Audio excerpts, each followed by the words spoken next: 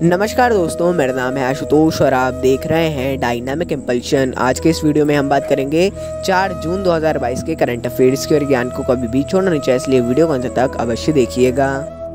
सबसे पहला प्रश्न है, देश के पहले कृषि भूमि मूल्य सूचकांक को किसने लॉन्च किया?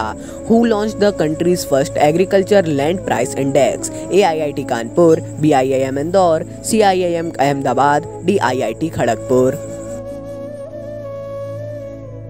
And the right answer is IIM Ahmedabad. तो हाल ही में IIM अहमदाबाद के द्वारा देश के पहले कृषि भूमि मूल्य सूचकांक को जारी किया गया है।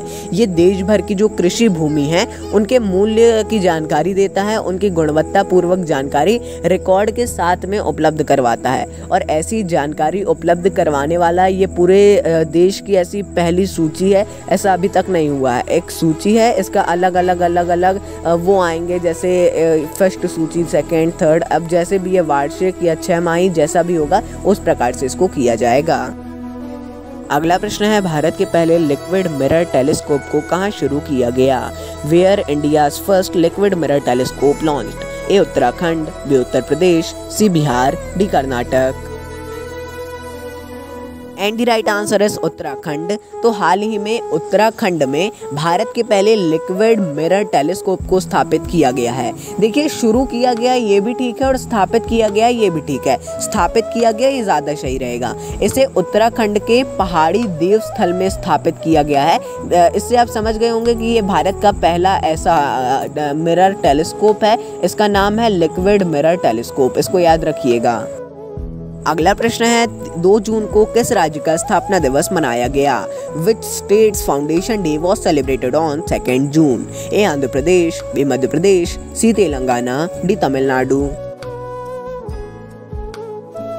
And the right answer is Telangana. तो देखिए, हाल ही में 2 जून को तेलंगाना का स्थापना दिवस मनाया गया है। तेलंगाना का आधिकारिक तौर पर 2014 में इसकी स्थापना की गई थी। जैसा आप सभी लोग जानते ही हैं, यही 28वां राज्य है भारत का। अगला प्रश्न है, हाल ही में किसके द्वारा पेंशन सुधार पर पुस्तक का विमोचन किया गया? Who recently released the book on pension reform? A doctor Jitendra Singh, B Narendra Modi, C doctor Virendra Kumar, D Mamata Banerjee.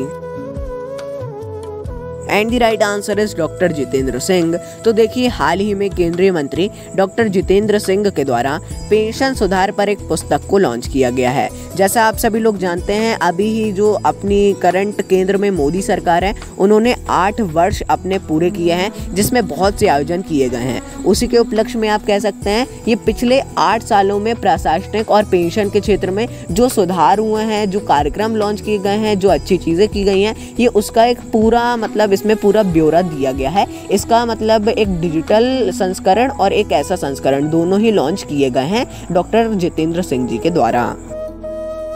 अगला प्रश्न है, हाल ही में भारतीय नौसेना ने किस INS को विदाई दी? Recently the Indian navy bid farewell to which INS? A INS Nishank, B INS Akshay, C INS Arihant, D both A and B।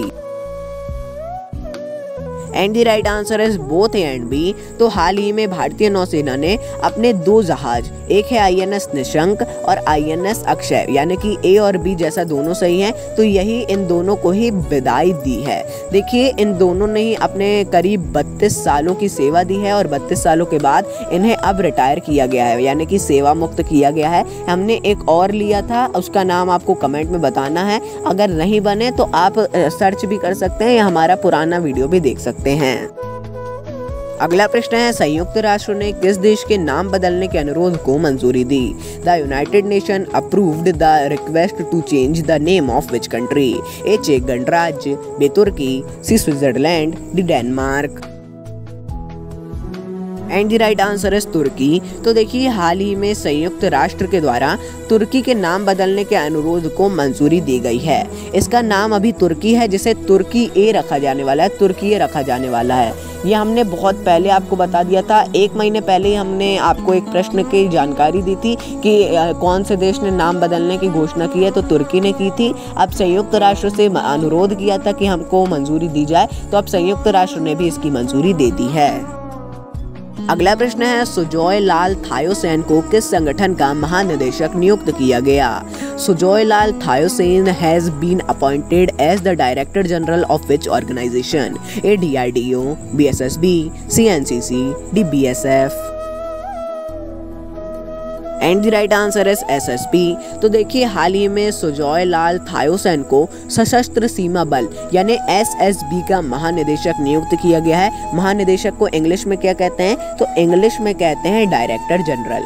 प्रधानमंत्री नरेंद्र मोदी की अध्यक्षता वाली कैबिनेट की नियुक्ति समिति जो है ACC, इन्होंने ही मंगलवार को शीर्ष SSB पद पर अधिकारी की नियुक्ति के आदेश दिए हैं। अगला प्रश्न है 2021 में सर्वाधिक भुगतान पाने वाले CEO कौन बने हैं? Who has become the highest paid CEO in 2021? A. Jeff Bezos, B. Sundar Pichai, C. Elon Musk, D. Satya Nadella। And the right answer है एलॉन मस्क। तो देखिए हाल ही में एलॉन मस्क 2021 में सर्वाधिक भुगतान पाने वाले CEO बने हैं।